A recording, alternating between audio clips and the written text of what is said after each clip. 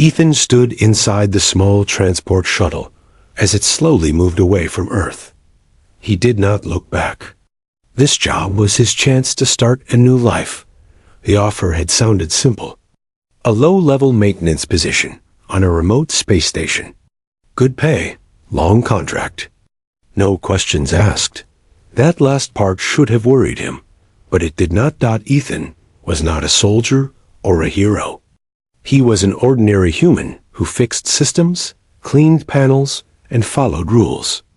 Earth was crowded, loud, and tired. Space felt quiet and honest. As the shuttle entered deep space, the stars stretched into long lines of light. Ethan felt a strange calm in his chest. He believed this station would be boring. He was wrong. After several jumps, the shuttle slowed. The space station appeared ahead of him. It was large, old, and shaped like a broken ring. Lights flickered across its surface. Not bright, not welcoming. The pilot spoke in a flat voice. "Welcome to Station Lyra 9, he said. "Do not wander. Follow instructions. Your housing block is assigned." That was all. The shuttle docked with a heavy sound. Metal locked against metal. The door opened. Ethan stepped inside the station. The air felt different, thicker, warmer. It smelled faintly of metal and something organic he could not name. The main corridor was wide, but empty. Soft lights ran along the floor instead of the ceiling. No voices, no footsteps. Only the distant hum of the station. Ethan rolled his bag behind him. The sound echoed too loudly. As he walked, he noticed marks on the walls. Not damage. More like signs of movement. Thin lines. Almost like claw marks. He stopped for a moment and laughed quietly. "You're tired," he told himself. Long trip. A service drone floated past him without stopping. It scanned him once and moved on. Finally, he reached his living block. The door panel lit up and scanned his ID. A message appeared. Housing unit. Shared roommates. Ethan frowned. Shared housing was not mentioned in his contract. But space stations had their own rules. The door slid open. The room was larger than he expected. Clean. Simple. 4 sleeping pods stood against the wall. 3 were already occupied. They were not. Human. 3 tall figures stood in the room, facing him. Their ears were pointed and moved slightly as he entered. Their eyes reflected the light, sharp and bright. Long tails moved slowly behind them. Cat women. Ethan's mind froze. They were covered in light station clothing, but their posture was confident, strong, alert. They looked at him as if he were something fragile that had wandered into the wrong place. No one spoke. Ethan felt his heartbeat in his ears. Every story he had heard about non-human species rushed into his head. Most were wrong. Some were dangerous. He slowly raised his hands. "Hello," he said. "My name is Ethan. I think I live here." One of the cat women stepped forward. She was taller than him. Her eyes narrowed slightly. "A human," she said. Her voice was calm, but not friendly. This unit was not informed. Another cat woman circled him, silent, studying his movements. The third stayed back, watching his face closely. Ethan swallowed. "I didn't know either," he said. "I just took the job." For a long moment, nothing happened. Then the first one spoke again. "Humans usually request transfer after one cycle," she said. "They do not stay." Ethan did not understand what she meant, but he nodded. "I'm good at staying," he replied. That earned him a look of surprise. The room felt tense, like a string pulled too tight. Ethan slowly placed his bag beside the empty pod. He made sure his movements were slow and careful. "I won't cause trouble," he said. "I just work, sleep, and stay out of the way." The cat women exchanged glances. Finally, the one who spoke first turned away. Then we will see, she said. Ethan released a breath. He did not know he was holding Dot as he lay on his pod later.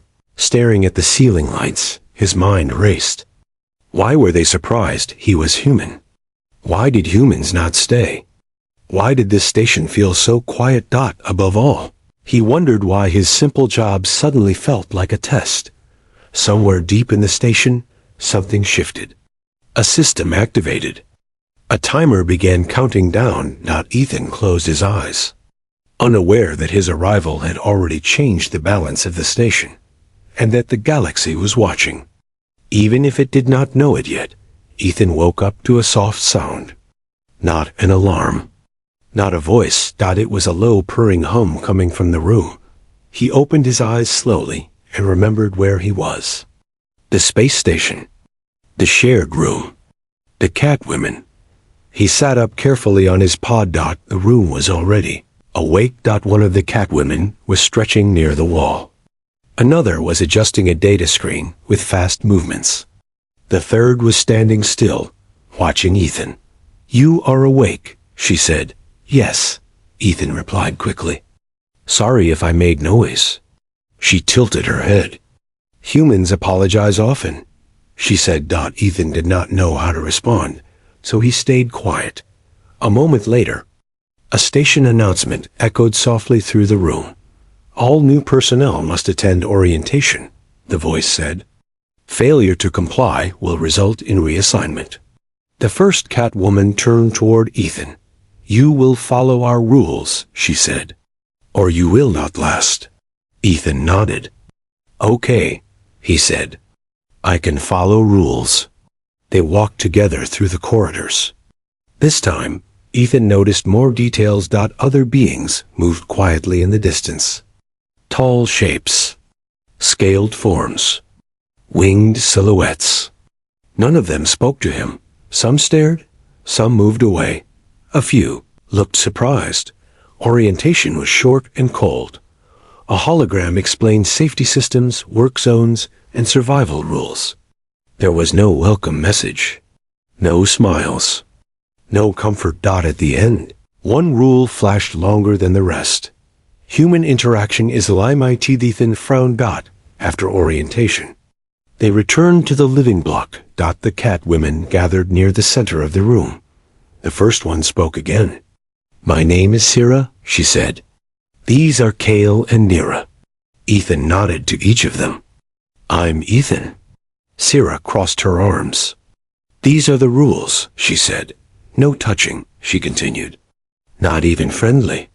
Do not raise your voice, Kale added. Our hearing is sensitive. Do not ask personal questions, Nira said. And do not bond. Ethan blinked. Bond, he repeated. Yes, Sira said. Humans do that. Ethan felt a small sting in his chest, but he hid it. I just want to work, he said. That's all. Sira studied his face for a long moment. Humans say that, she replied. Then they fail. That word stayed with him. Fail. Ethan's single quotes S job began the same day.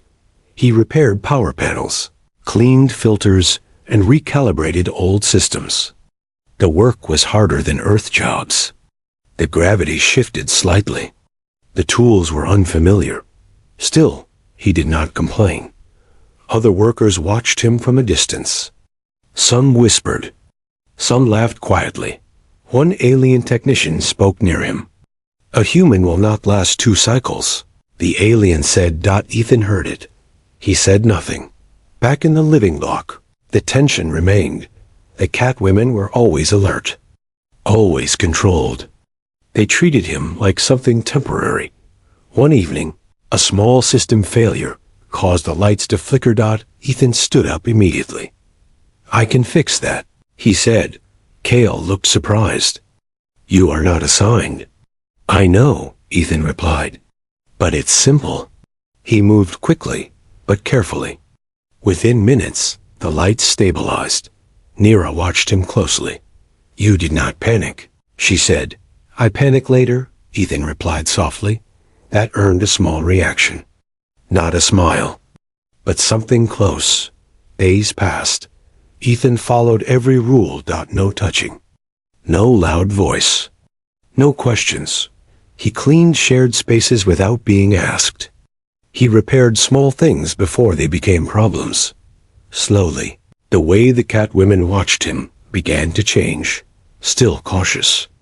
Still distant, but curious. One night, Ethan overheard a conversation. "He is different," Cale said quietly. "All humans seem different at first," Sierra replied. "Then they break." Ethan lay awake that night. He thought about Earth. About noise. About people who left without saying goodbye. He understood now. This station did not fear humans because they were weak. It feared them because they stayed.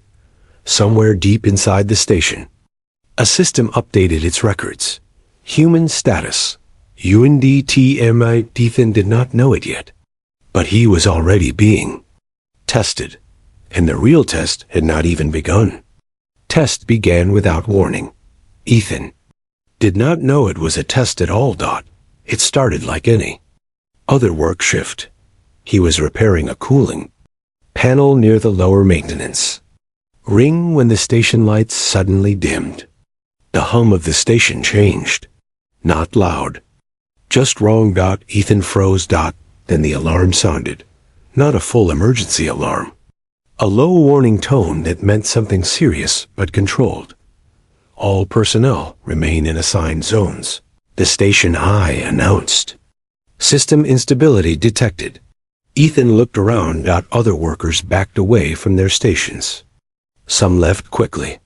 Some watched from a distance. Ethan stayed. His screen showed a sharp temperature spike. The cooling system was failing. If it shut down completely, this section of the station would lose power. Life support would follow. Ethan swallowed and moved closer. "Hey," a nearby alien technician said. "You are human. This is not your problem." Ethan shook his head. "It becomes my problem if no one fixes it." The technician stared at him as if he were stupid. Ethan opened the panel. Hot air rushed out. The metal burned his gloves. Warning symbols flashed.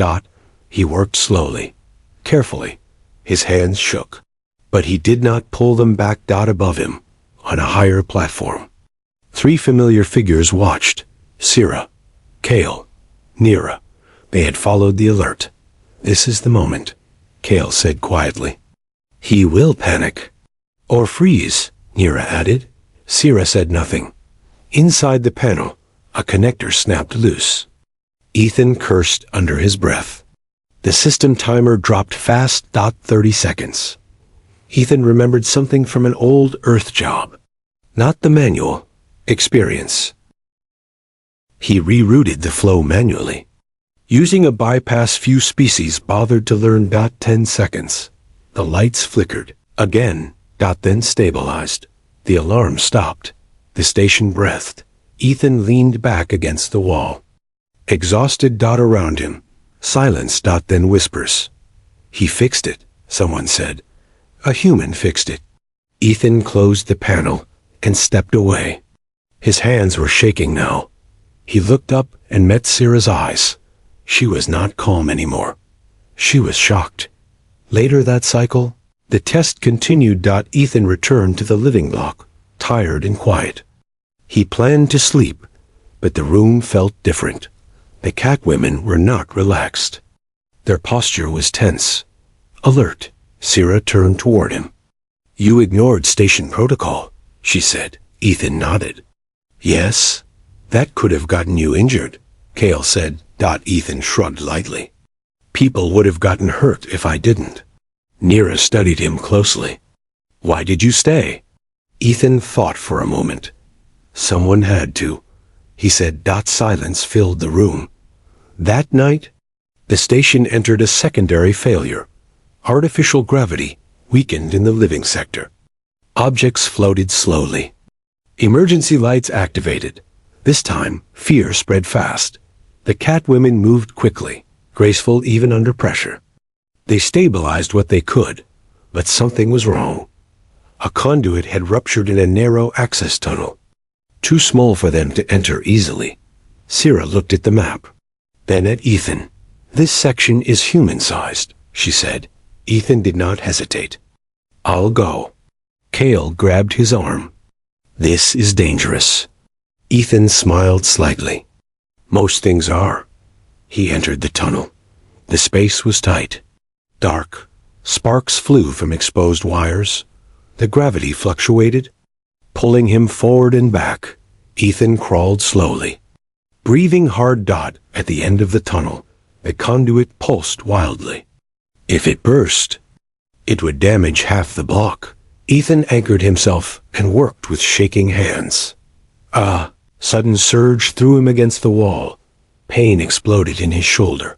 He screamed once, then stayed silent. Outside, the Catwomen felt it. Sierra's claws dug into the floor. "He is injured," she said. "He should retreat," Cale said. "He will not," Nira replied. Inside the tunnel, Ethan finished the seal. The conduit stabilized. Gravity returned. The lights brightened. Ethan lay still for a moment, breathing hard. Then he crawled back out. His face was pale. His arm hung loosely at his side. Sierra moved before she thought. She caught him as he fell. For a second, she forgot the rules. The room froze. Ethan looked up at her. "Sorry," he said weakly. "I broke one." Sierra did not let go. "No," she said quietly. "You passed it." That night, the station AI updated its records again. Human status. Under evaluation risk level. High value. UNEXPC. Ethan slept deeply for the first time since arriving. He did not know it yet. But the test was over, and the galaxy had just learned something important.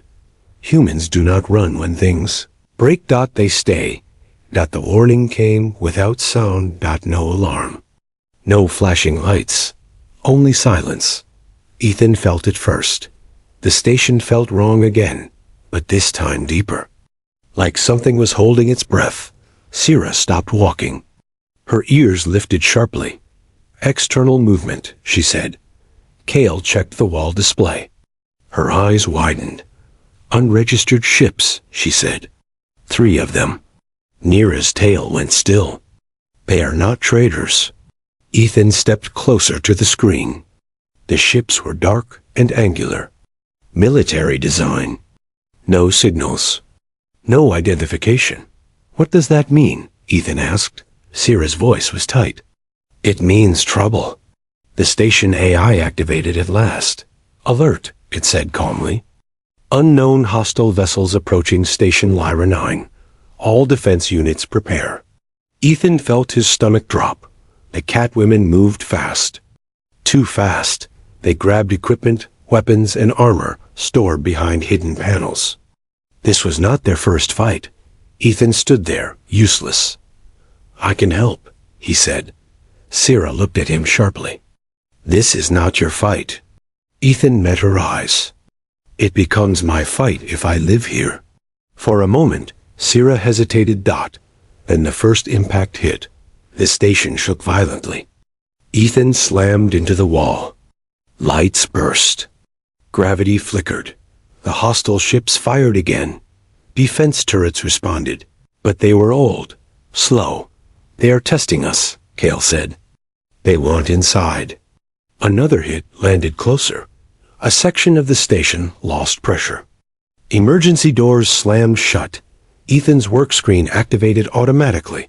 Multiple system failures. Power reroutes needed. Defense coordination unstable. Ethan's mind raced. "These systems are not linked," he said quickly. "They're fighting alone." Sierra frowned. "What are you saying?" Ethan pointed. "If we route defense control through the maintenance grid, we can boost response speed." Cale stared at him. "That grid is not designed for combat." Ethan nodded.